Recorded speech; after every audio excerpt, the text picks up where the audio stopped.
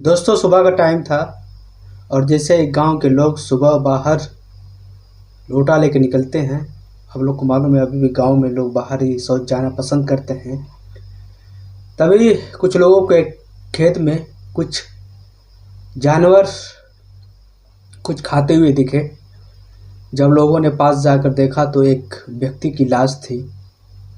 जो लाश के पास जब लोगों ने पहुंच कर देखा तो ये लाश मेरी लाल की निकली। मेरी लाल उसी गांव का एक व्यक्ति था जिसकी औरत नहीं थी, यानी मृत्यु हो गई थी। और पुलिस तत्काल उसके घर वालों को जानकारी देते हैं। उसकी बेटी आती है और पुलिस को कॉल किया जाता है। जब पुलिस आती है तो पुलिस उस व्यक्ति की शिनाख्त करके पंचनामा करके उस लाश को पोस्टमार्टम हाउस भेज देती है।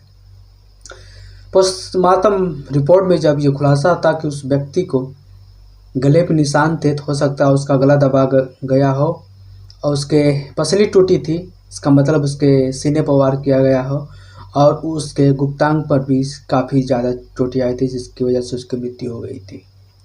तो आज की वारदात में उसी मेरीलाल की कहानी कि किस तरह एक व्यक्ति को मार दिया जाता है और गांव वाले को पता भी नहीं चलता, उसी गांव की कहानी। तो आइए दोस्तों शुरू करते हैं आज की वारदात। मैं हूँ इश्तियाक अहमद और आप देख रहे हैं the Hindi gadget news and analysis.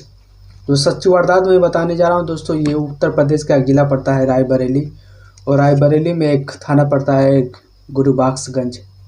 Gurubakhshganj के एक गांव का निवासी था मेरीलाल।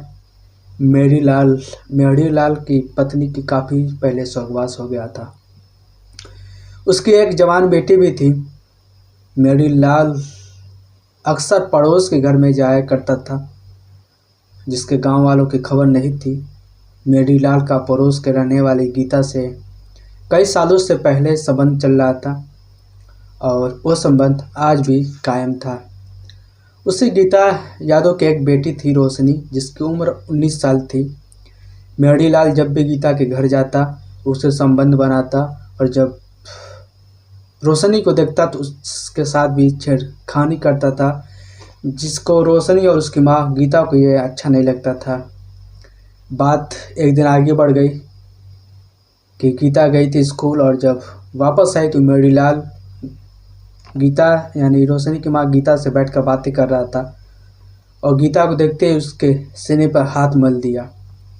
ये घटना रोशनी को अच्छी नहीं लगी। रोशनी रोने लगती है और माँ जल बुन के रह जाती है कि आखिर इस हैवान से पीछा कैसे छुड़ाया जाए, क्योंकि कई सालों से गीता भी उसका शोषण का शिकार हो रही थी। आखिरकार एक दिन घटना को अंजाम देने के लिए दोनों ने एक प्लान बनाया, माँ और बेटी ने। और मेरीलाल को पिछले जो घटना हुई थी उसके अगली रात ही अपने घर बुलाती है गीता। मेरीलाल समझ नहीं पाता कि एक चाल है।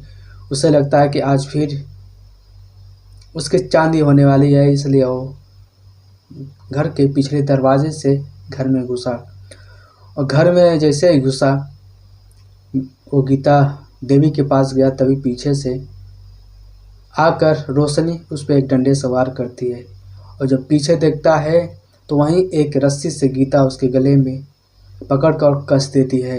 और जब कस देती है, जब मेरीलाल छटपटाने लगता है तो गीता उसी डंडे से उसके सर पर, उसके सीने पर काफ़ी वार करती है और जब गिर जाती है तो दोनों मिलकर उसके सीने पे लात से, डंडे से और उसके गुप्तांग पर काफ़ी गंभीर चोटें मारती हैं, जिसकी उसकी उसी दम मृत्यु हो जाती है।